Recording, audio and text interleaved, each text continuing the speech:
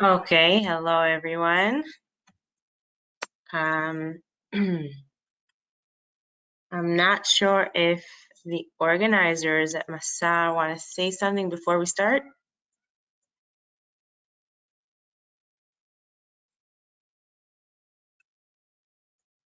I'm fine, thank you. I appreciate that. You're welcome to start. You have a lot of people actually here, so it looks like they're very happy to hear you talk. I didn't quite hear you well. I hope well. But I think that means we're starting, right? Okay. Yes, that is correct. Yeah, okay. So hi everyone, my name is Michal Sherez Shilor, and I'm the founder of an organization called 0202 Points of View from Jerusalem, which we'll talk about in just a minute. What we're going to try to do in our hour and a half together is talk about Jerusalem and try to see the different communities of our city, East Jerusalem, West Jerusalem, and Ultraorthodox Haredi Jerusalem.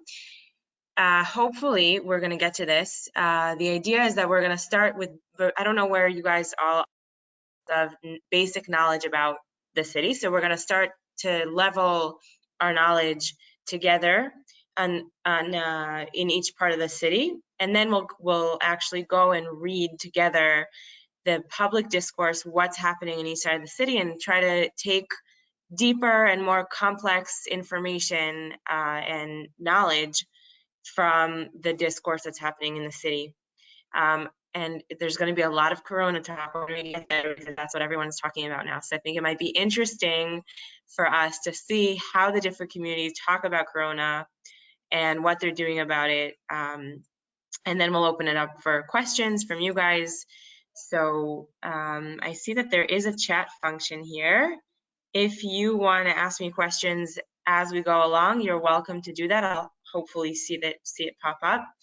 And if not, then save your question for the end and we'll give a good amount of time for questions. So let's start. I think there's a slight delay here in the presentation, so let's just see that it gets to you. Okay, this is a map. This is a map of Jerusalem. I don't know how many of you are familiar with the city and how many of you have seen this map before, but what we're looking at is the yellow-orange area of the city. That's what we would call East Jerusalem. That's where there's a mostly Palestinian East Jerusalemite population. And what we're seeing in the purple, the more purple it is, the more ultra-Orthodox it is, the more Haredi it is. And when we're looking at the areas that are lighter, like a light blue or a light purple, that would be either secular and modern Orthodox, or maybe slightly mixed with ultra-Orthodox. As you can tell, there are some areas that are a little mixed. And what I want us to see when we look at this map, or what I want us to understand, is that Jerusalem might be divided into 3 sections, and also in terms of the population, it's almost a third of the region. We're talking about 37% of East Jerusalem, and the remaining is basically half Haredi and what we would say as West Jerusalem. So we can see that it's one city that's really, really intermixed. East Jerusalem is not just in East Jerusalem, parts of it are in the west. Part of West Jerusalem, sociologically, you see on the eastern side of the city. East Jerusalem is also north and south. So the definition is not a geographic definition, it's a sociological definition. And the same thing with West Jerusalem. When we look at that and we see that it's kind of spread out, it's not really just in the west. And of course, Haredi Jerusalem, that doesn't even really have a graphic definition. It could be, we could call it Northern Jerusalem. As you can tell, many of the Haredi populations are in the north of the city, but we don't call it that for, I think, reasons that you can now see on the map. So when we do talk about these sectors, it's important to understand that we might be living in completely different sections in terms of our everyday life. So if we're looking at the orange section, East Jerusalem, for example, these residents go to different schools than residents in the other areas. They speak different languages. We learn different, we see different media, we follow different different celebrities. We really live very, very separate lives, but as you can tell by the map, we do come in touch with each other. We do come in contact with each other all the time. The same way that, you know, if you took New York City or other big cities that have kind of neighborhoods that are ethnically different in the neighborhood, but the neighborhoods themselves interweave into each other, that's what happens here. And that's what makes Jerusalem such an interesting city, I think. And we're gonna talk about what life means, what life looks like also in the aspect of being separate, and what only people in East Jerusalem or in Haredi Jerusalem or in West Jerusalem talk about, but also where discourse connects and where, or like Corona, for example, where things are spoken about, but spoken about differently in each side of the city. Okay, so let's start with West Jerusalem. I'm assuming that most of you guys know West Jerusalem pretty well. I don't know, is there a way for, yeah, okay.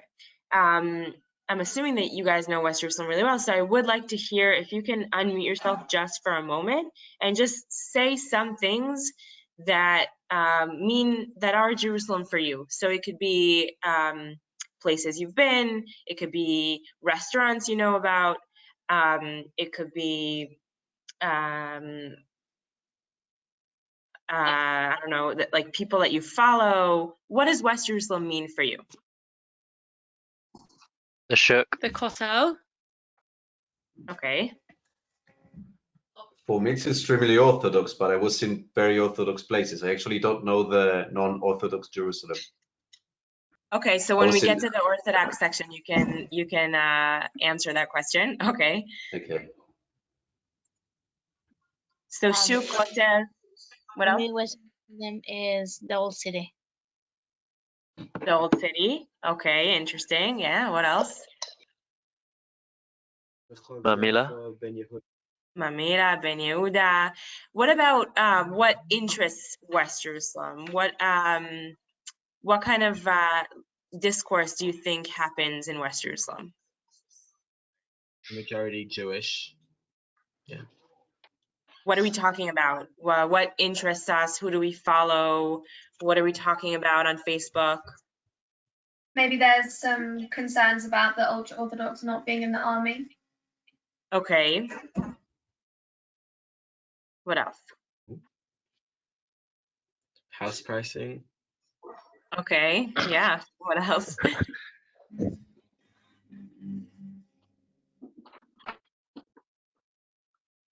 Okay.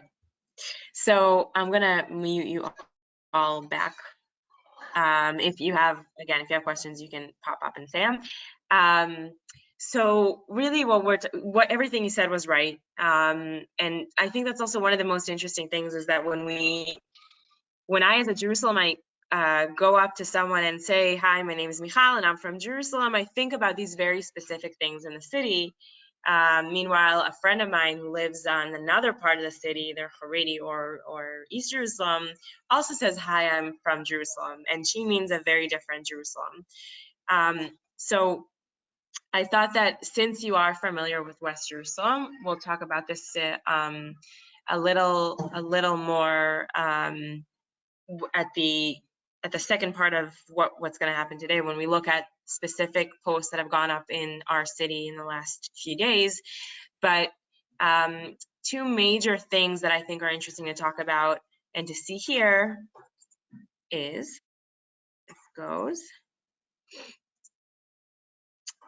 one thing is the activism that's going on in West Jerusalem. There's a lot of activism in the city that has to do either with multicultural things like promoting the diversity of the city and making things in the city available to all different types of groups that live here. When we talk about multicultural, we don't only mean East, West, and Haredi, we also mean people with disabilities, and we mean LGBT, and we mean Ethiopians, and we mean refugees, and there are millions of different types of communities in the city, and there's a lot of activism going on in order to integrate these types of communities together in West Jerusalem.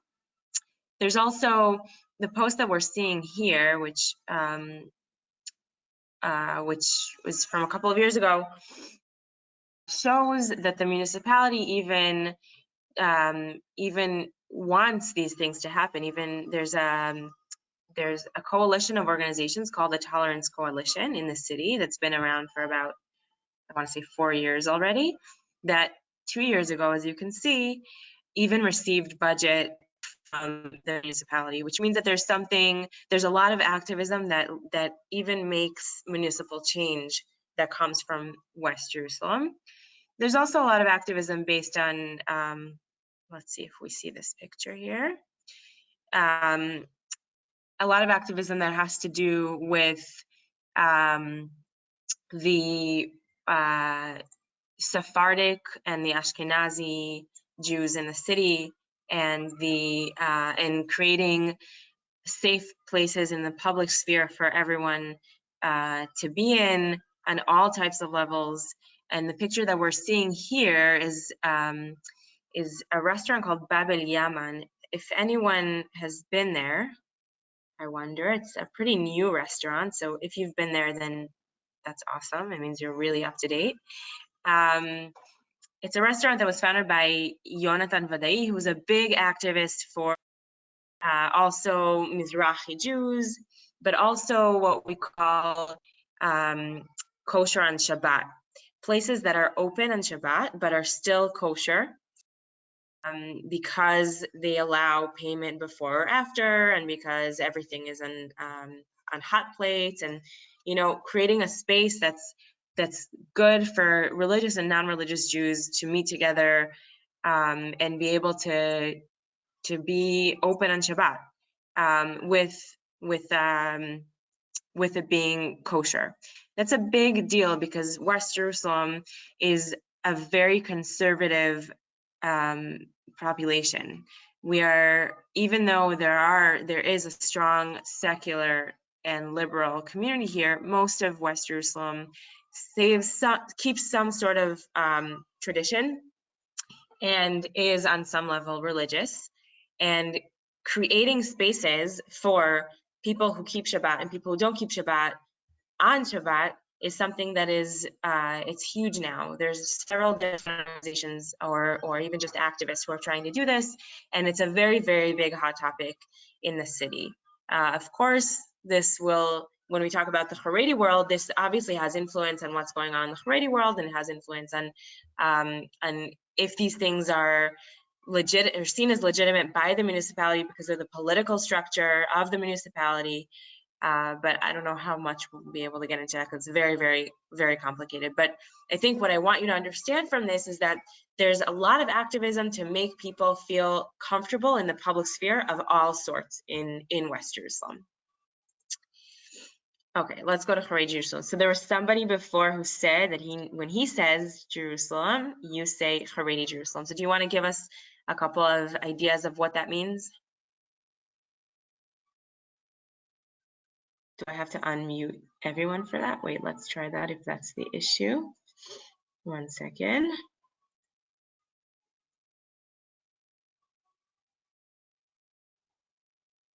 Okay, no? Mea Shearim. Okay. What else? The thing that kept me the most in shock, which I only saw in Haredi, in more religious Jerusalem, let's say, was that they burned anything that had wheat on it during Pesach, which I'm still in shock about. And Ramat Eshkol. Okay. Do you want to say something about what do you know about Mea Shearim? Very, very Haredi neighborhood, and basically won't let, like on Shabbat it shuts down. They have signs that basically tell women to wear long skirts and cover up. very, yeah, that. Okay, so thank you. I'm gonna mute you all again. Okay, so what you're saying is correct. I want to talk about the variety of the Haredi world in Jerusalem and in general. As you can tell, I like calling this 100 Shades of Black. I hope you find that funny. It's hard to not see you guys. I'm used to seeing people when I speak to them. So hopefully this is working. So I want to talk about Haredi Jerusalem is made up of, the discourse in Haredi Jerusalem is made up of three major pillars. One would be the local media. We'll talk about that in a minute. Another would be the rabbis of each sector. And the third would be the politicians, who are usually in sync with the rabbis. Now, the Haredis in general, you can split them into three, I would say, big categories. Each one of these categories has hundreds of subcategories, but we're going to just talk about the major ones just so you understand what this looks like. The Mizrahi or the Sephardi Haredis, the Ashkenazi or Litaim, Lithuanian Haredis, and the Hasids, who are also Ashkenazi, Hasidim. Each one of these sections has different media that they listen to, has different rabbis that they follow, and different politicians who represent them, both on the municipal level and on the national level in Knesset. And they also have slightly different structures of life in terms of where the rabbi stance is in terms of decisions that are made, and how closed off they are from the world, as opposed to in their own community, as opposed to if they're really integrated into Western culture in Jerusalem. There's a very, very big spectrum of that, and you can see on the one hand, like you said before, very, very closed off places with where women have to walk on one side of the street, and places where people rarely leave their own community, as opposed to places where people have smartphones, and they're on Facebook, and they go to the army, and they work, and everything that the media doesn't want you to know about Haredim in Israel and in Jerusalem that really does exist here as well. So it's a very, very wide spectrum. And what I want to talk about today with you guys is the difference of what major media talks about and what really happens on the streets here. So I don't know if you've heard of the Jerusalem faction, or if you've heard of Haredi Jerusalem. You've probably heard the word Satmer before, or Toldot Aaron, Toldot Yitzchak. These are all names of sects that are more extreme in the world, that we hear about more often than in the media, even though they're a very, very small percentage of what really happens in Jerusalem and the Haredi world at all. So when we talk about Mea Shearim, we're actually talking about a very, very, very small neighborhood. It's actually one street where very extreme Haredim live, but most of the Haredim don't live there, and most of them don't act the way that the Haredim who do live there do. The ones who do live there are the extreme ones. They're the ones that sometimes Mea Shearim as an example of several other small communities like this, Haredim that serve on the Palestinian parliament because they're anti-Zionist, or Haredim that burn the garbage in the streets because they don't want to go to the army, or Haredim that protest or that don't show up to the military, to where you enter the military because they're against doing that themselves. And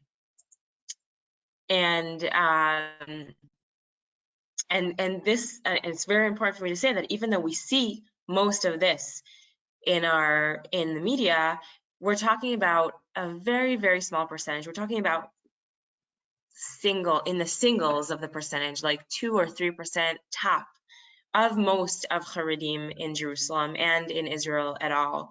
And I think that that's something that is very skewed in the way that that the international media talk to us about Haredim. I see that there are hands raised, and I'm not really sure. Oh, here we go. How to do this. So Avishai, I think you raised your hand, right? Yeah, I was going to ask which sect are like the Haredim who live in Mea Shearim. Okay, so so most of the Mea Shearim would be more of the Edah Haredit sect, which even the Edah Haredit has under it more sects. Okay, so it's hard to talk about it, but like I said before, those kinds, the ones that, I don't know if you guys remember, I don't know if you're here in Jerusalem now or if you've been before, but when you see the Haredim who have white stripes on their uniform, on their in their khalifa, and their suit, they're one of the sects. In general, the Edah Haredit is under the Hasidim. Hasidiyot, the Hasidim are a type of Haredim that have a Rebbe, an Admor in Hebrew, who really leads, and we'll see a picture of this in a minute, who really leads life. They're usually smaller, they're usually much more closed off. Like I said, not all Hasidim are anti-Zionist, but the anti-Zionist are usually Hasidim. And again, we're talking about 1 or 2%, not more than that. And that's, again, a very, very important number, I think, to know about. One of the interesting things to talk about is the Jerusalem faction. We'll get to this in a minute. I'll just say, just give you a background, and then we'll get into the deeper part of it. The Jerusalem faction is a Lithuanian type of society, of sect, who in the recent years, if you've heard of Harav Auerbach, he's their leader who died about 2 years ago, or a year and a half ago. The Jerusalem faction used to be under the Lithuanian type of life, in that they don't have a Rebbe who leads them in the same center of life the way that the Hasidim do, and that their center of life is the yeshiva and studying in the yeshiva, and that they're also relatively on the scale between very, very closed off to somewhat open. Many of them are on the somewhat open side, but in recent years they've become violent and anti-Zionist, and it's been a very interesting process to watch them turning into sort of living a Haredit type of Hasidic life, but still being, under the Lithuanian type of life, and still going to the yeshiva the way that Lithuanians do. And it's just an interesting thing to see in the world between what's going on between the different types of Haredim. It's interesting to see that conversation happen, and we're going to see an example of this in a minute. So I'm just going to put this out there. Talking Jerusalem faction is Lithuanian, undergoing a change closer to Edah Haredit Hasidic type. I know this is a lot of information all at once. I'm trying to simplify it. So if you have questions to make this a deeper conversation in a minute, I'm happy to get into it. But I just want to get the basic information down first. So let's look at what's being talked about in Haredi Jerusalem. Anything that has to do with the Kotel is interesting. I don't know if you recognize the picture on the right, that's Women of the Wall. Of course, you recognize the picture on the left. When Trump comes to visit Israel or Jerusalem, it's interesting to see what East Jerusalem says about him, what West Jerusalem says about him, and what Haredi Jerusalem says about him. So when he comes to visit the Kotel, the Haredi papers are all about he came to the Kotel and he prayed. And of course, Women of the Wall, which I assume most of you know who they are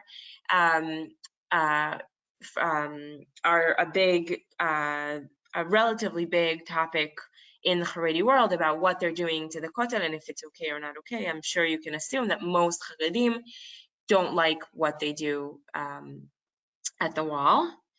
This is a pashkevil. If you've been to Mea Shearim, you've probably seen this kind of thing before.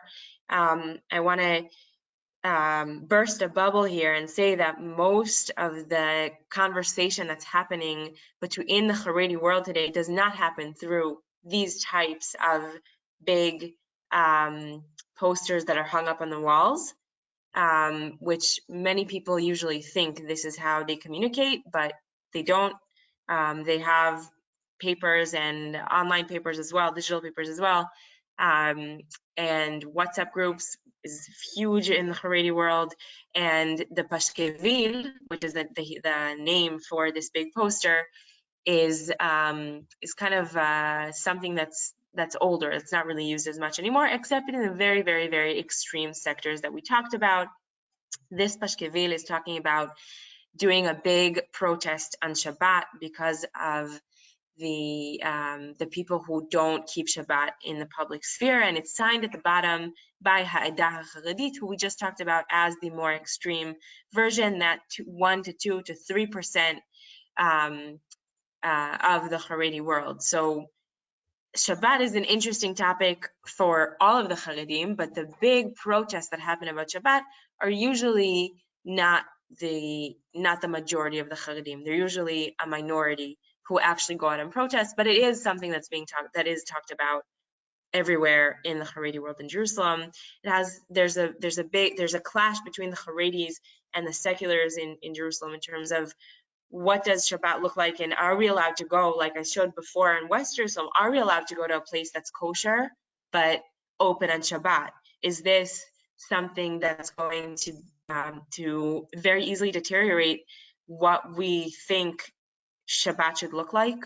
That's definitely a big conversation that happens in the Haredi world.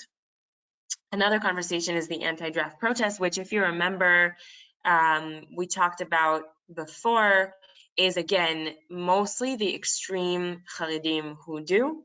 And an interesting thing to note is that the rest of the Haredim either keep silent about these protests, or some of them try and say, we want you to know that this isn't who we are. Even though West Jerusalem sees the big protests and we get stopped, right? If there's a big protest in the entrance to the city, and all traffic is stopped because of this group of 20 or 30 people who are protesting, then West Jerusalem maybe can think, oh my God, those Haredim, they're blocking our streets, they're anti-Zionist, they should just go to the army. But some Haredim come out against that and say, that's not who we are, we don't want you to see us this way. It's a small sector of the Haredi world. And those voices often, unfortunately, get lost in the bigger picture and the bigger media around our city and our country and our world, unfortunately, even though, again, that's the majority of the Haredim who live in the city. This is an interesting, another interesting topic that gets talked about every September. Again, I know this is all in Hebrew. There wasn't a good picture to show, so I'm showing you the newspaper, that one of the newspapers that this was talked about 2 years ago, I think, or 1 year ago. In September every year, there is the beginning of going back to schools. And so you probably know yeshivot are where the men learn, seminars are where the girls learn, the women. And every September, this issue comes up again, that the women's seminars that are run mostly by the Lithuanian, the Ashkenazi Lithuanian world, they aren't allowing Sephardic girls to enter to learn. Now, this is a big deal because there's a law in Israel that says that these seminars have to allow for at least 10% of the Sephardic girls to enter and learn. But in reality, what's happening is that 10% is at most and not at least. So there's much less Sephardic girls learning in the Lithuanian schools, which are considered better. And it's an issue that comes up year after year, that there's discrimination. And the reason it's interesting is because for West Jerusalemites who deal with the Ashkenazi Sephardi split and know that there's a big issue, they never think that the Haredi world has the same issue, and that also in the Haredi world there's discrimination. And we see it best with the schools, although we see it in other instances as well. But literally you can time this every September, this issue comes up again, and there's a lot of anger in the Sephardic community about not being allowed to study with the Lithuanian schools, which are again considered better. And the last thing I want to say about the Haredi world is the internal conflicts, like I started mentioning before. So one example, I think this is a really cool story to tell, is that a couple of years ago when we talked about the Jerusalem faction that's undergoing a change in the way that they're protesting and the way that they see the state and its laws. And they started protesting against the draft mostly, and burning garbages and closing streets and really violent protests. And then we saw the Rebbe from Satmar. You've probably heard the name Satmar. That's an extreme sect, so extreme that they're even, if we talked about the Edah Haredit before, they're outside of the Edah Haredit. They're even more extreme than the Edah Haredit. And their Rebbe came out and said to the Jerusalem faction, what are you guys doing here in our territory, in our anti-Zionist territory? Where have you been all these 70 years that we're protesting this country and you're not? What are you doing on our turf, basically? And I think it's an interesting story to learn about the dynamic that happens behind the scenes in the Haredi world between the different types of communities who are pro or against the Zionist state and how they deal with each other. And the picture that we're seeing here is a picture of one of the Hasiduyot, just because I wanted you also to get a visual of the difference between the Lithuanians that we talked about before, that are wider and in a more open community, as opposed to the Hasidic communities that are closed and have their Rebbe, and when they have celebrations and holidays, this is what it would normally look like. So that's it for our Haredi world. If you have questions, I'll take a note if you send something by chat or if I see a hand raised. So let's move over to East Jerusalem, and great, we're good with time. Okay, so East Jerusalem. Does anyone want to say something about East Jerusalem? Does anyone have an idea of what, when we say I'm from Jerusalem, but I'm from East Jerusalem, what that might mean?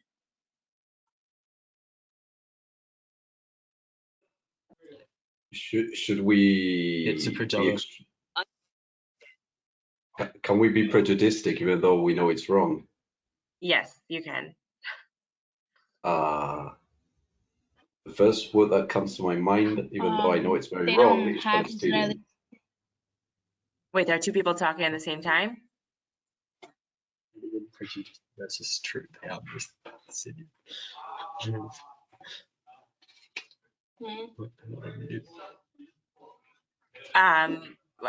So I didn't hear what you guys said. Voices at the same time. They don't hold Israeli passport. Don't hold Israeli passports. We'll talk. Okay, what else? They carry just an ID. Okay, we'll talk about that in a minute. Okay, what else? Being very prejudiced, anti-Israel. Anti-Israel, okay. What else? Predominantly Arab, and the land's been annexed by Israel. Okay. Great. So, okay. So let's take a look. What you said is partially true, and we'll talk about that and debunk the other things. So let's talk about the ID that one of you said before. East Jerusalemite residents are residents of Jerusalem, but not citizens of Israel. They're actually not citizens of any country. What this means, there's many implications about this, but here is just a little joke that came up a few years ago about this. The blue identity card is an Israeli identity card. So they have an identity card, but they don't have citizenship in Israel. This means they can vote in the municipal elections. They usually choose not to, but they can't vote in the national elections. On a very basic level of what this means. But let's take a look at a post that somebody wrote about this issue, what it means on a daily level. So he says, I have to move you over here so I can read this with you. 1 second. What does conflict mean? It means that every time I want to apply for a program, like any other human in the world, I start writing my name, but then I stop and think for an hour, what should I write when I have these questions? So let's look. What's my nationality? Well, I don't have any nationality legally, but what should I write?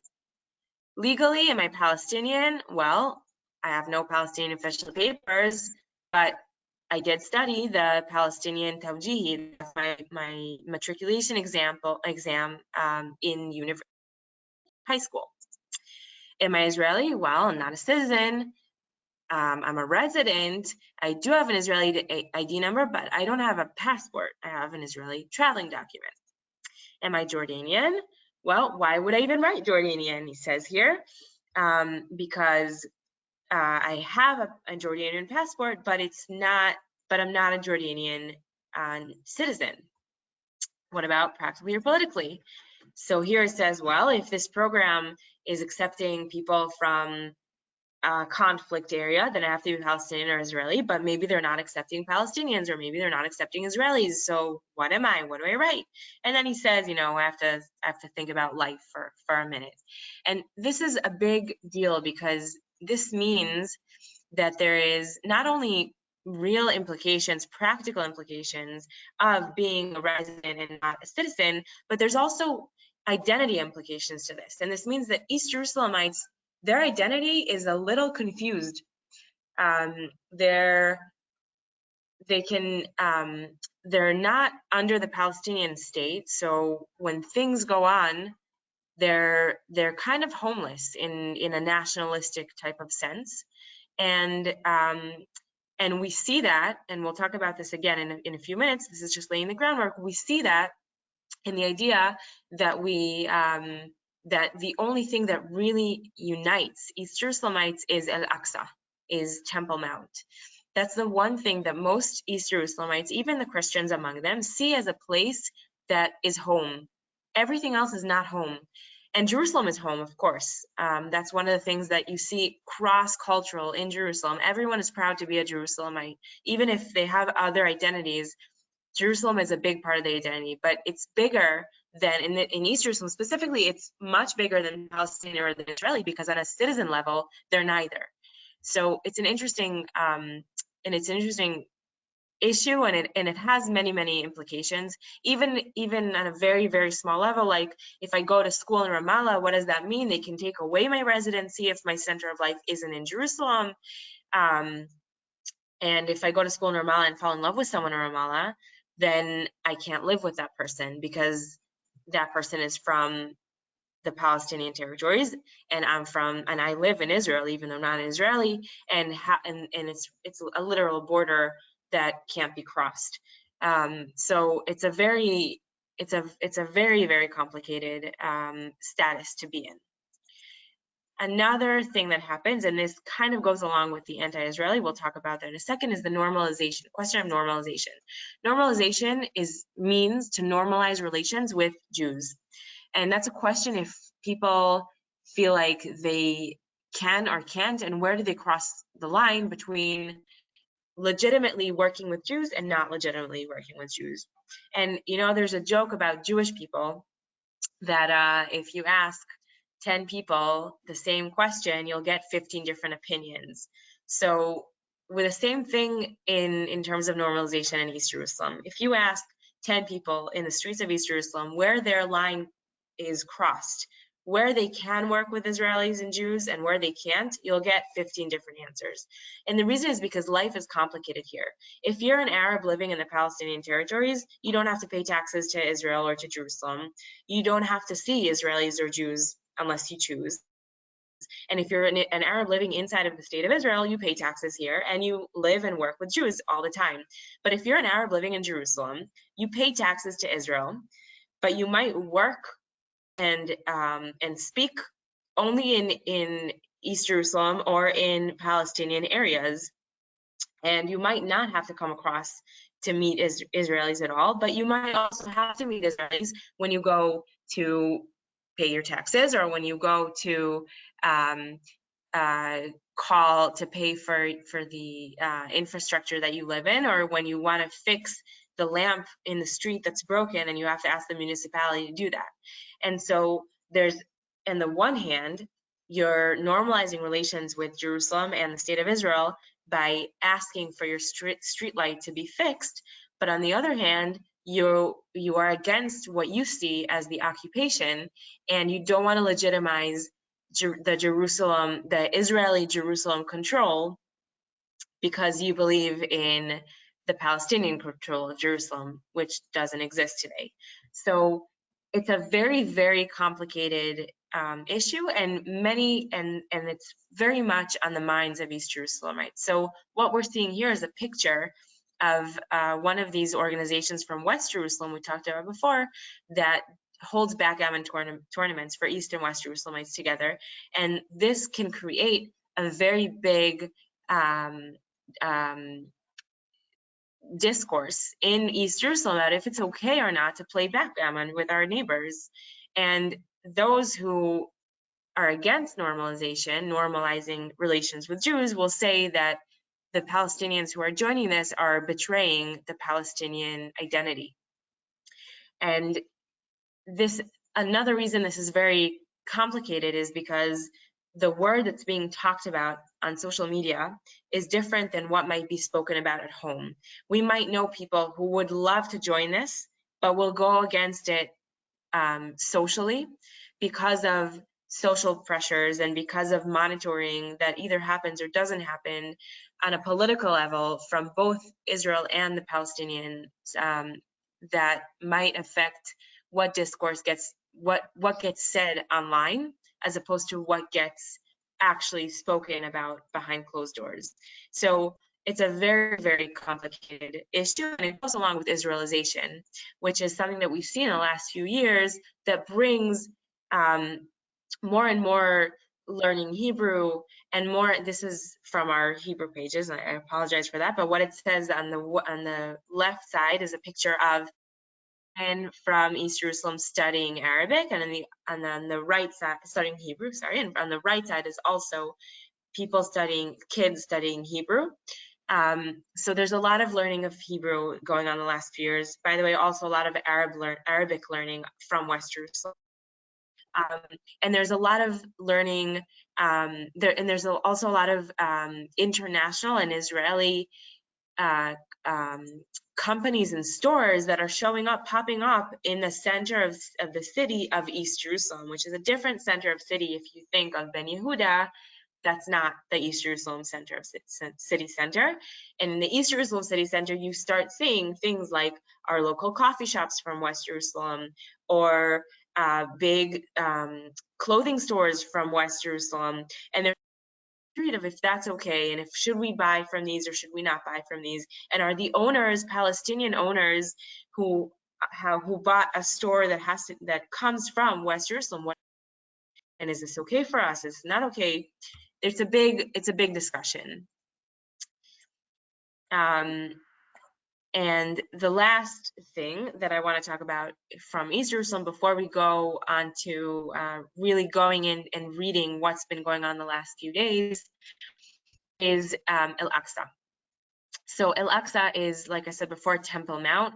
It's the East Jerusalem, it's the Muslim part of Temple Mount.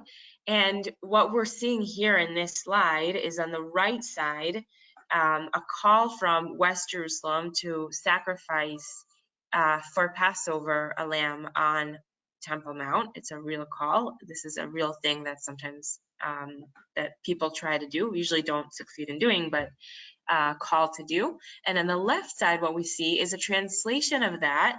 And I want you to notice the colors and the change. Not only is it in Arabic, but it's threatening suddenly. It's something that the visual image of the translation is a frightening and a threatening image, and that just is an example of how much East Jerusalemites fear the Jewish possible control of Temple Mount, and how dear they hold Al-Aqsa to their identity, and that they're going to go out and fight for Al-Aqsa because that's the one thing, like we said before, that really unites East Jerusalemites. And let's take a look here. In 2017, if you remember, there was a big magnetometer issue on Temple Mount. What happened was that there was an attack that was carried out on Temple Mount by two people who are not from East Jerusalem, Arabs from the north, which led to Israel deciding to place metal detectors in the entrance to Al-Aqsa, to Temple Mount, in order to protect the place. And there was a very, very big uproar from East Jerusalem when this happened, because they said, you're not going to stop us from entering our sacred space. And all of the international media and the national media sat and waited, bit their nails and waited for the next intifada to happen from this decision that Israel made. And what we saw actually happening, and the picture of the man that you see here, I'll show you in a minute what he wrote about this. What we actually saw happening is the most interesting nonviolent protest that brought hundreds of people to thousands of people to protest and to say out loud that it's a nonviolent protest about keeping Al-Aqsa ours. And what was interesting about this is it's the first time in the history of East Jerusalem, which, as someone mentioned before, only exists since 1967, since it was annexed in the Six-Day War.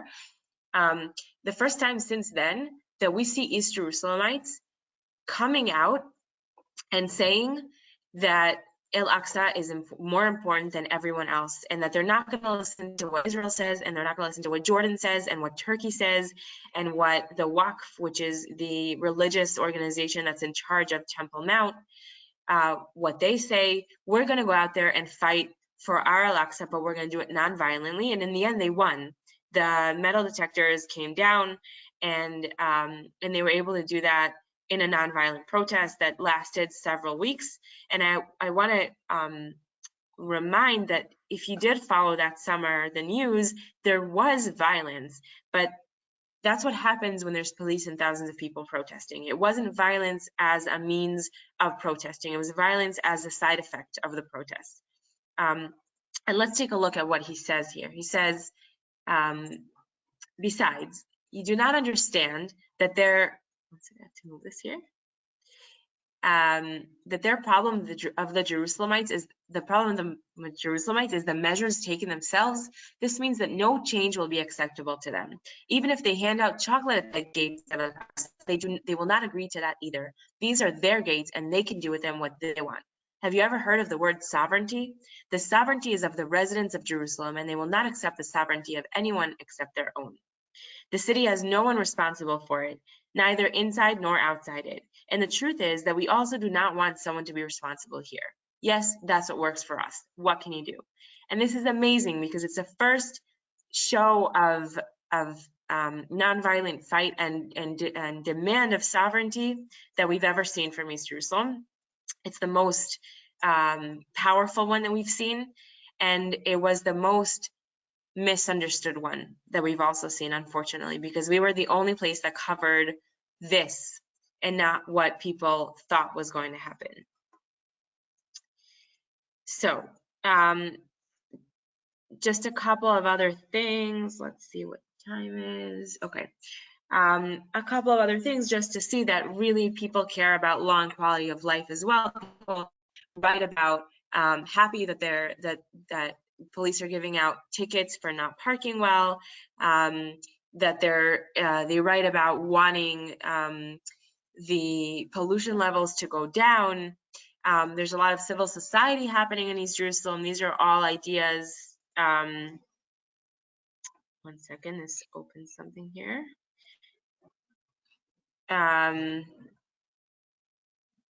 Sorry.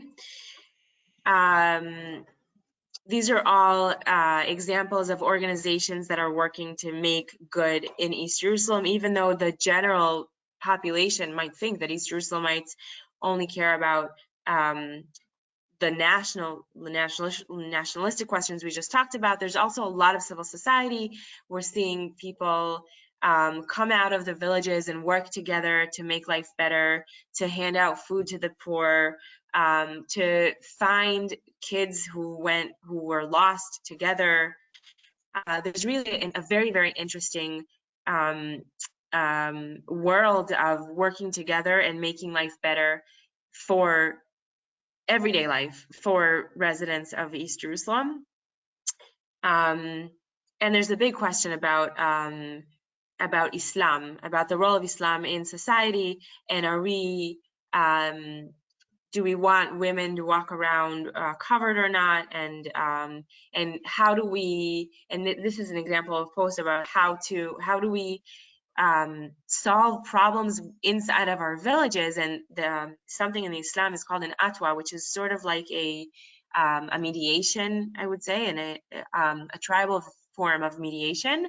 And we see that they don't involve, in some cases, they don't have to involve police to figure out problems that happen internally, and then they use the Islamic style of mediation to decide together what's going on. So I want to show, before we go to what happens when voices are amplified, which is what you see right now, I want to show you our website. There's also a Facebook page. It's just convenient to see on their website. I want to go into posts from the last couple of days and read them together and really learn about each community for the next 10 or 15 minutes. And then I'll say one more thing about why this is important. Why is amplifying these voices to each other important? And then I'll open it up for questions. So let's take a look here. Okay, this is, of course, coronavirus. That's what everyone's talking about. So we're gonna have to take a deep breath and see what's going on. So this is from East Jerusalem, as we can tell here at the top. Watch how there's barely any trade and movement of residents in Al-Quds. Al-Quds means the holy, which is the name of Jerusalem in Arabic, neighborhoods, and the old city due to coronavirus. And there's a video here that we don't have to watch, because I think you understand that we're talking about fires here in Israel. From East Jerusalem again, jokes about isolation necessities.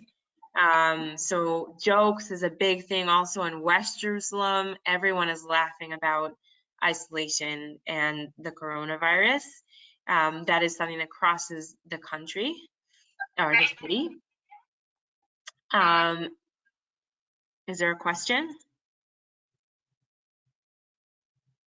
Okay. Yeah, go ahead. Yeah. There is in Jerusalem. There is the rail, the transportation. Yeah. And there is some stops that have like an X in black, and there is like Arabic. And a friend of mine told me that if you get off on those stops, it's dangerous for Jews. Is that true? Not true. I don't know. I don't know what the X's that you're talking about are. Most of the city is not dangerous for any part of the city to walk around in. There are definitely a few places both in the Haredi Jerusalem and in East Jerusalem, and I want to also say, in a sense, also in West Jerusalem, that don't want to see different people walk around their neighborhoods, but we're not in a place that it's really, really dangerous. again, there might be a couple of streets in very specific neighborhoods, but getting off of the light rail definitely does not go through any of those neighborhoods. But if you just get off and walk around, it's not like getting off and walking around Chinatown. It's not as easy. It's not as convenient. I mean, I would recommend going with somebody who knows, just because it's everything is in Arabic, everything's a different language. It's a totally different city. So it's a complicated answer. I wouldn't say that it's really dangerous. Definitely also depends on the political situation at the time, right? If we're at war with Gaza, then it's probably a more difficult time to walk around East Jerusalem. But for the most part, most of that is fear that gets sent through media that amplifies voices that are not the majority voices. Okay. Because I see it, because even on the map, I can't read it because it's in Arabic, but it's like a cross on certain bus stops. So I even took a picture of it. Yeah, well, maybe at some point. I don't know what the cross is, what the X is that you're talking about. I haven't seen that. Okay. I want to take a look at this post here that you're seeing in front of you. It says, to all those who have Jerusalem identity cards, especially those from Kufr Aqib, we'll talk about that in one moment. Is it true that you can no longer enter Jerusalem after the decision made on March 19th? So Kufr Aqib is one of two neighborhoods that is built outside of the physical wall that splits Palestine from Israel.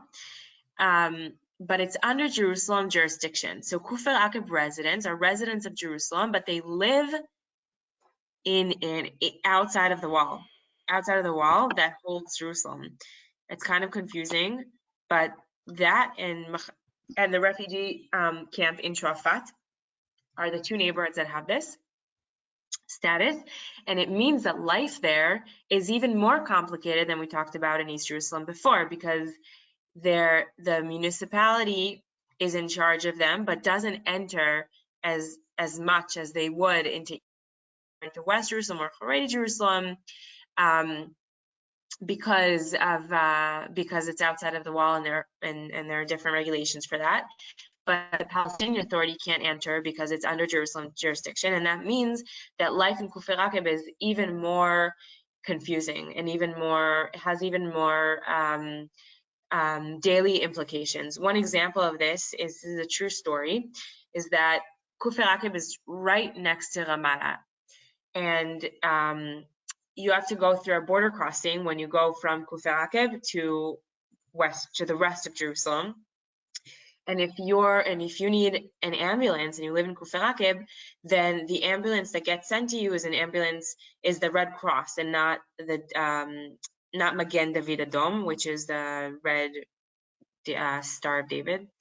And so the Red Cross comes to you, you get into the ambulance, and then you have to wait online at the gate, at the border between the two sides, and then you have to cross the border, and then you have to enter another ambulance, the one that's going to take you to the Jerusalem hospital.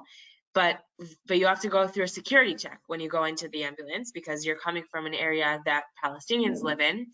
And a woman actually died on the way to the hospital because of this long situation that happened, just because Kufr Aqib is outside of the walls.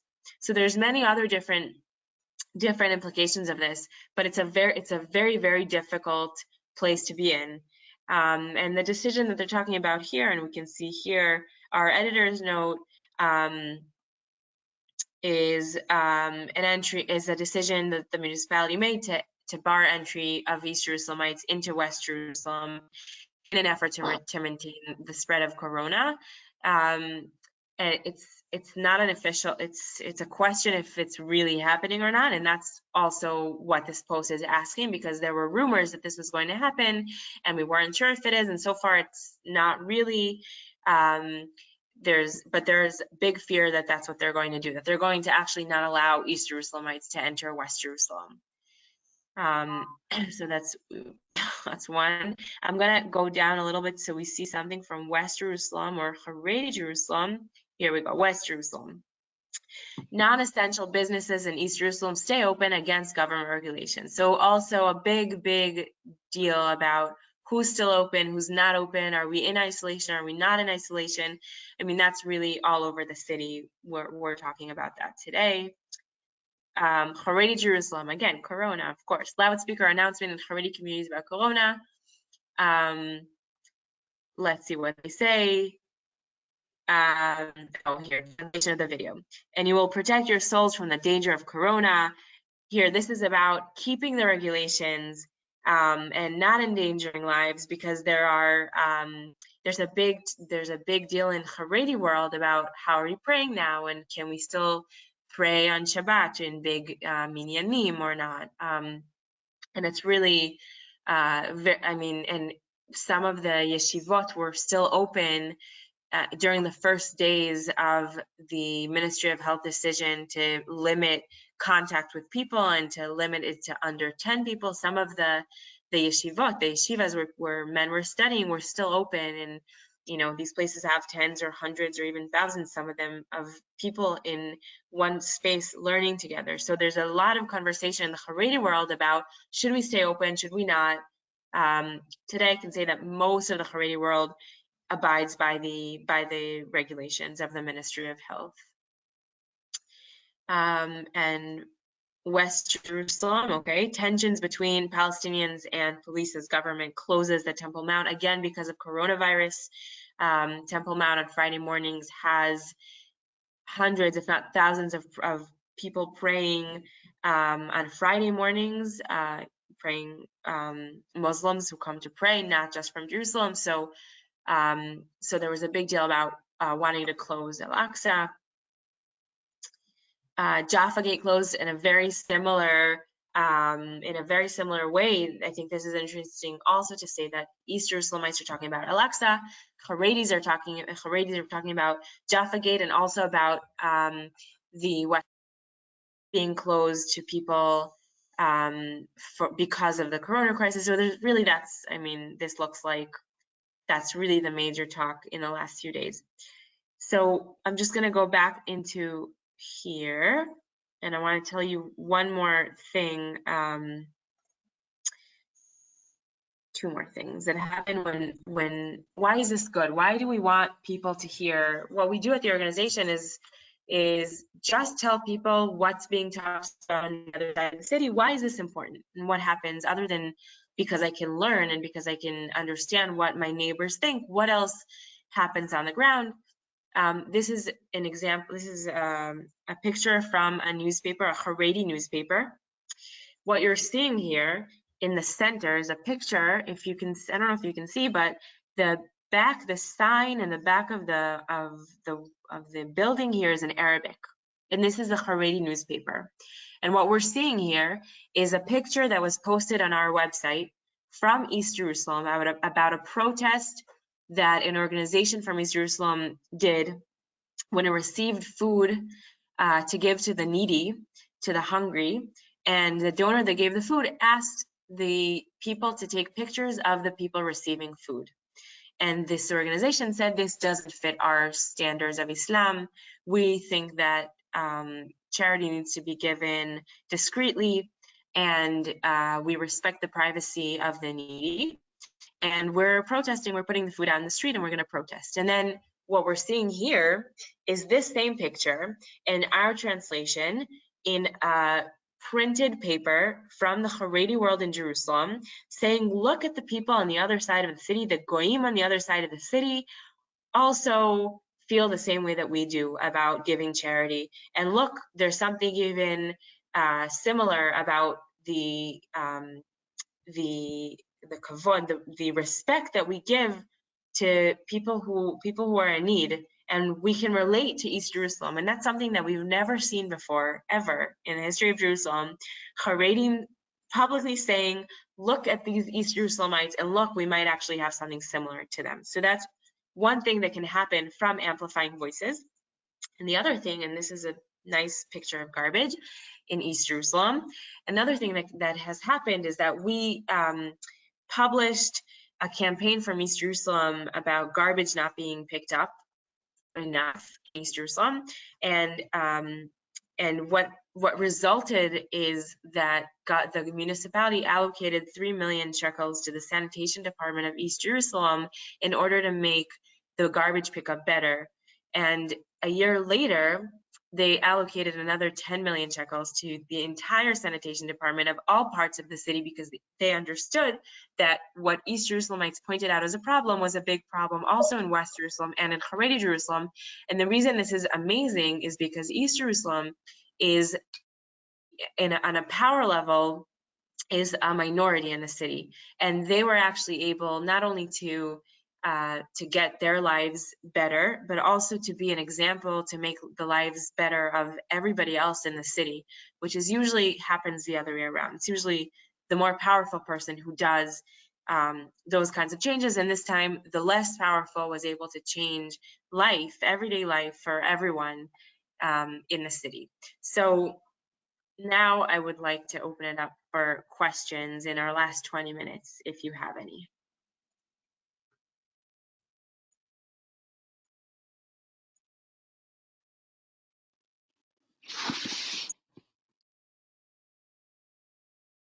Does anyone have any questions? Yeah. Why is people that live in East Jerusalem were not allowed to get Israeli citizenship? Why they're not considered Arabs living in Israel? And why they're not considered Palestinians, if either way. And also if they're allowed to travel, because in every country in the world, they ask you for a passport, no older than 6 months to be able to travel overseas. So what's their situation regarding Okay, so let's start with the reason that they're not allowed, they're residents of Jerusalem and not citizens of the state of Israel, is a political decision that was made when East Jerusalem was annexed in 1967.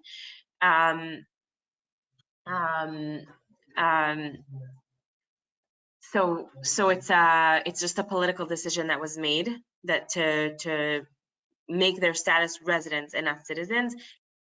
Decision that hasn't been overturned. It's just still there. They don't have a passport. They do have something called a laissez-passer, which means it's a French word for allowed to go, and it's a travel document that they're allowed to travel with. It's very bureaucratic to receive this document. It's very, very difficult to travel with it. It always comes with questioning and with very big security issues at the airports. But they are allowed to travel that way. But they don't have citizenship of any country. So it's just a travel document. It's kind of like being, if I would compare it to an American status, it's kind of like they're legal aliens of Jerusalem, not of Israel and not of Palestine. Did that answer the question? Yeah, thank you.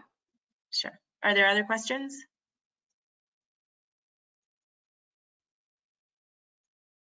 I think you're able to talk. I hope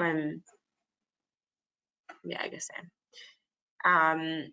If there aren't any other questions, then I really welcome you to follow us on Facebook. We're called O202 Points of View from Jerusalem. You can see the same way we just saw on the website. You can see the discourse of each side of the city. You can learn a little more, you can see a more complex picture, I think, than what usually we get from media, from international media, definitely international, but also local. And hopefully you can also spread the message that what the international media is talking about, usually they're looking for violence and for hatred, really a minority of life. Life in the city is much better than it's talked about, and it's much more interesting than it's talked about, and we're much more complex. Each part of the city has many more parts to it than what media likes to show. So if that's the one thing that you come away with from here, I will be happy. And I'm here if you have other. I see somebody just also unmuted herself. So if you also, Yeah, is there? I have a question. I'm wondering in general what direction you see Jerusalem going in, as far, and from all three groups, like, do you see people becoming more conservative? I know that as a whole Israel is becoming more conservative, but specifically in Jerusalem, I know that you talked a little bit about the Haredim, and different sects are kind of going in different directions. But I'm wondering, just in general, do you see more people coming together from the different groups, or are you seeing them pulling apart more compared to previous years? Okay, it's a really good question. I want to say that there's a bigger question of majority versus minority, because both things are happening. People are becoming more extreme, and people are becoming more, I would say, immersive on both levels, in all three sectors. And one of the things that I think, Jerusalem has always been known as a conservative place. In all three types of the city that we just talked about, we're a conservative city. East Jerusalemite is conservative Muslim, West Jerusalemite is conservative Jewish, and Haredi Jerusalem is conservative Ultraorthodox. And we're conservative on political level usually, we're conservative in terms of religion, we're conservative also in terms of the way that we live life, in terms of it's just not a liberal city. I mean, there are liberals here, but it's not a liberal city. But given that, because we do come in contact with the other types of people of the city, because when you walk down the street or when you go on a bus, the driver is Arab and the person next to you is Haredi, and you get off at the restaurant and you see the worker who's Palestinian, and I mean, we do come into contact with each other on some level, much more than many other cities in Israel. And that does create some space for practical life. So even if we're conservative, you know, you can hear people saying something like, yeah, you know, all of the insert your prejudice here, all of these types of people are this. Oh, but my father's best friend is this as well. Because we have to live practically in a place that allows for a multicultural life. So so even if we might vote for a party that's racist, we at the same day that we vote for that racist party, we might also go and have lunch with our Haredi friend or our Arab friend. I mean, that's just what life looks like here in Jerusalem. So I think that on the one hand, the very extreme sectors of each side, like the very extreme seculars and the very extreme Haredim and the very extreme East Jerusalemites, are probably becoming more extreme in their sections, but they're a minority, and the majority is becoming more practical. When we talk about Trump's plan for Jerusalem, it didn't really bother many people here in the city because it didn't change life. Because I don't know if you know this, but the Trump plan talks about two parts of the city, East Jerusalem, West Jerusalem. The East Jerusalem that he talks about is the two neighborhoods I said before that are outside of the wall, Kufir Akib and the refugee camp, and Abu Dis, which is a neighborhood outside of Jerusalem anyway. And he actually included all of what we call East Jerusalem today, except for those two neighborhoods, as part of West Jerusalem. It didn't change anything on the ground in terms of Jerusalem.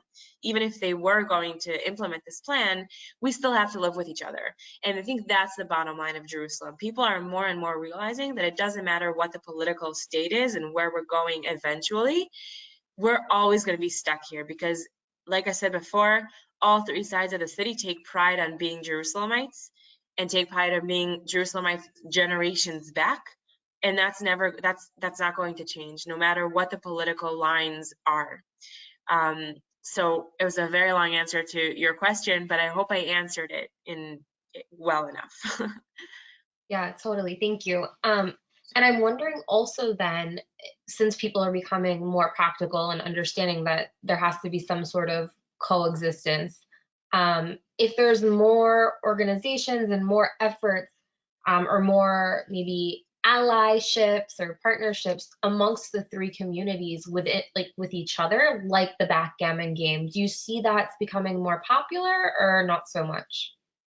Okay, so here's where we're getting into the really complicated part of the city. So even if we all think that, even if there's more people thinking that we need to live life more diverse, it doesn't mean that we're going to play backgammon together all the time. And those, I mean, there's a difference between what we can do because it's fun and what we can do because we have to.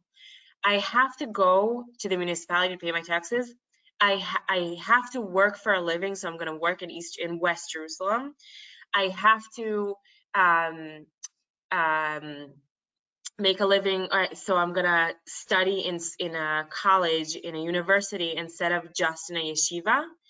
Those are all places that are practical and pragmatic for inclusion and mingling, I guess, between the communities, as opposed to, I want to get to know Haredis better, so I'm going to go to a Haredi secular dialogue group just to get to them to know. Want to get to know, or I want to understand what a celebration, what Shabbat looks like when I don't keep Shabbat. So I'm gonna go to Kiryat Yovel, to Paba Mifletzet, which is a bar that's known for being open on Shabbat and purposely not keeping Shabbat. Those are very lines. So I think that what we're going to see is much more on the pragmatic level. We're going to see people working together more. We're going to see people studying the languages more. We're seeing people trying to create, there's a Haredi woman doing Arabic classes for Haredi businessmen so that they can do business with East Jerusalem. We're going to see very pragmatic things that work. The backgammon, that's something that that is a miracle. It's a miracle that it works. We are seeing many language exchange programs, learning Arabic and Hebrew together for both Haredim and non-Haredim from the Hebrew side, and obviously East Jerusalemites from the Arab side. So the initiatives that we see that are working, that aren't miracles, that are really working because the laws of physics allow them to work, are the practical initiatives, not the fun initiatives. Okay, and would you say like the Yad B'Yad school that's in Jerusalem would kind of fall into that like miracle, and how like does the community see stuff like that? The Yad B'Yad school in Jerusalem, in case anybody here doesn't know, is a joint school for Arabs and Israelis. It's a bilingual school.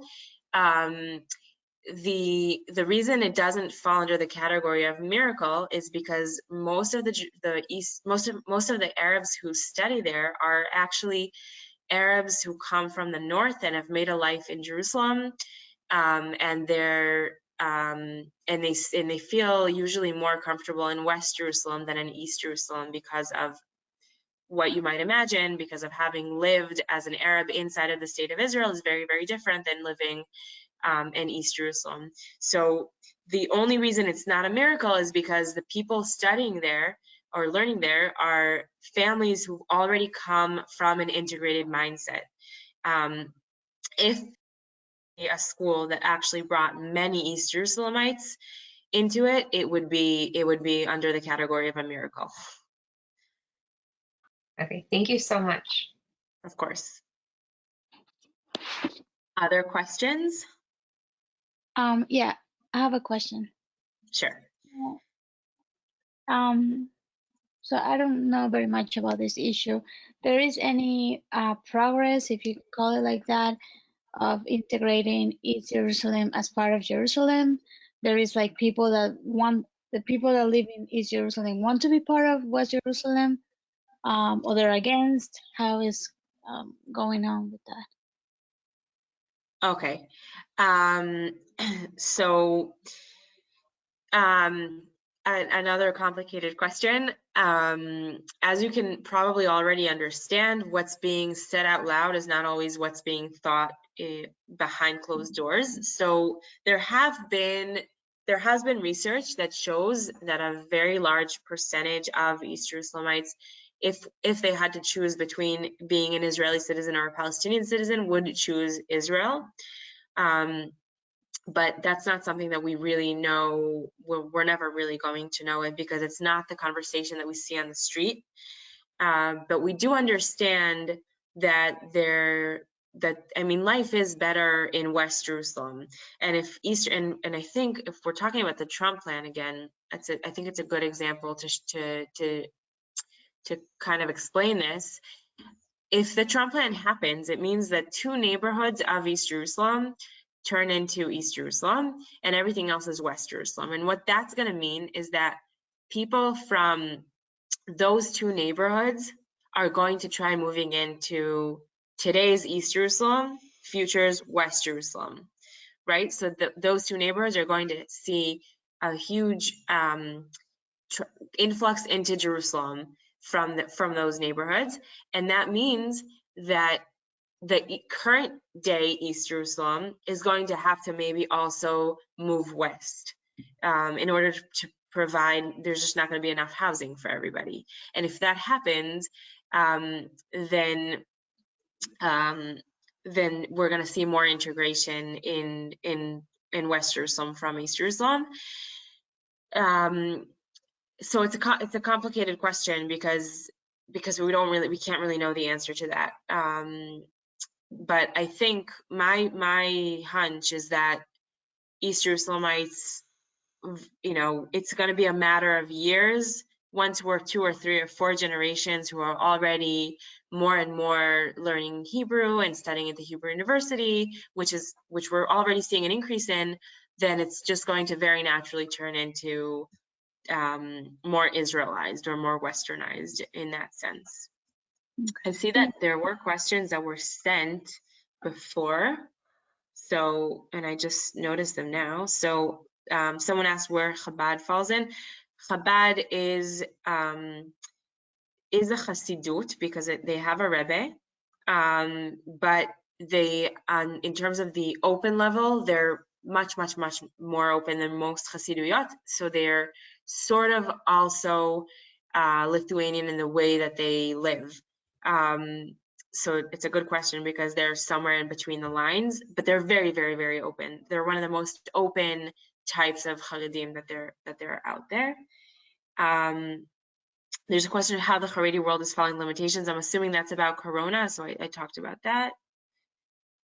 If I can email my PowerPoint, yes. If we wanted to look at a main news source, what would you recommend in addition to the Facebook page of 0202? No other place gives you what we give you, nowhere else. If you wanted to hear more information that wasn't only local about Jerusalem, I wouldn't say one place. I would say you have to look at everything. You have to look at Haredi papers, you have to look at East Jerusalem papers, you have to look at West Jerusalem papers. There's nowhere else that gives you it all in one place. And that in that as well, we give you the sub ideas, the sub discussions. So let's take West Jerusalem as an example. You have to also follow Haaretz, but also follow Makor Rishon and also follow Ynet, because it's the left wing, it's the right wing, and it's the centrist opinions. And you're not going to get it all in one place. You're not going to be able to see what everyone thinks, even in one sector in one place. So let alone seeing all 3 sectors, and then in that, the political divisions of all 3 sectors. There's just nowhere else, I'm sorry to say, there's just no one else that does that. So would you say then for the 3 main ones, it would be Makor Rishon, Haaretz, and Ynet?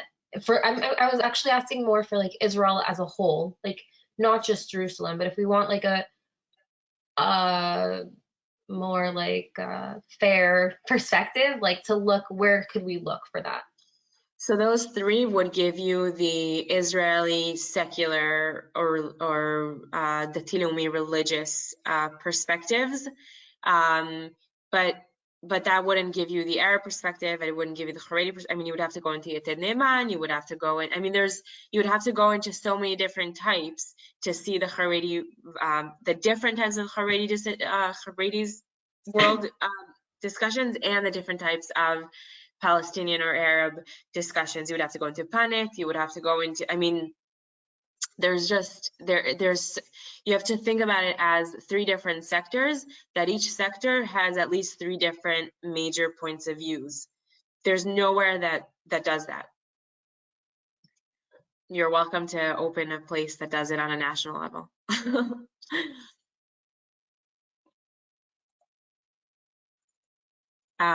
We have 1 last minute if anyone has 1 last question, and if not, then I hope you enjoyed. I hope it went by fast.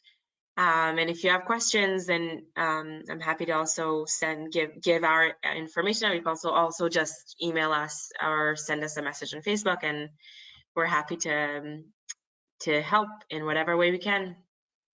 Will you pull our emails from the registration to send the PowerPoint? I'll send it to Masa, and they'll just send it to you guys. Okay. I have a last question. Sure. I got a little confused between the Lithuanian and the Hasidics. Why the split happened? Why there are now 2 different groups? They're much more than 2 different groups. Though it's, I mean, again, each side of each part of those sectors is made up of at least several, if not tens, if not hundreds of subsects. So there's just, the Lithuanian Haredim are just split into many, many different types. There's this big spectrum of how open they are and how observant and closed off from the Western world they are. And so there's much more than 2. It's just, that's just how it is. Okay. No, because in your PowerPoint you put Sephardic, Lithuanian Ashkenazi, and Hasidic Ashkenazi. So I thought the Ashkenazis were split in 2, but there's more than 2. Yeah, it was just to show that they are both Ashkenazi, but it's not like it started as something and split. It did a long, long time ago, but that's not relevant for the way that it is today. It was just to show that the Sephardic is one sector that has subsectors, but the Ashkenazi has 2 major subsectors, and in those, many, many, many more. Okay, and what's the difference between the Lithuanian and the Hasidics? It's like more liberal and more Orthodox? So there's a lot of different, I mean, I didn't get into, and we have to finish also. I didn't get into it because there are many, many different differences. The major difference is that the Hasidim, the Hasiduyot, have a Rebbe, and their lifestyle is based on the Rebbe as a central figure in the community. But the Lithuanians, their central part of community is the yeshiva, is what's going on around the yeshiva. So it's not the Rebbe, it's more the yeshiva and the head of the yeshiva. That's like the main, I would say the main difference in terms of lifestyle. But there's a lot, again, in both of those, there's a big spectrum of how open or how closed they are, how online they are, how offline they are. Both of them are very, very dynamic. Okay, thank you so much. Of course, have a great rest of your sessions, and hopefully we will all make it out of this coronavirus issue very soon. Thank you so much. Have a good night. Bye. Thank you. Bye.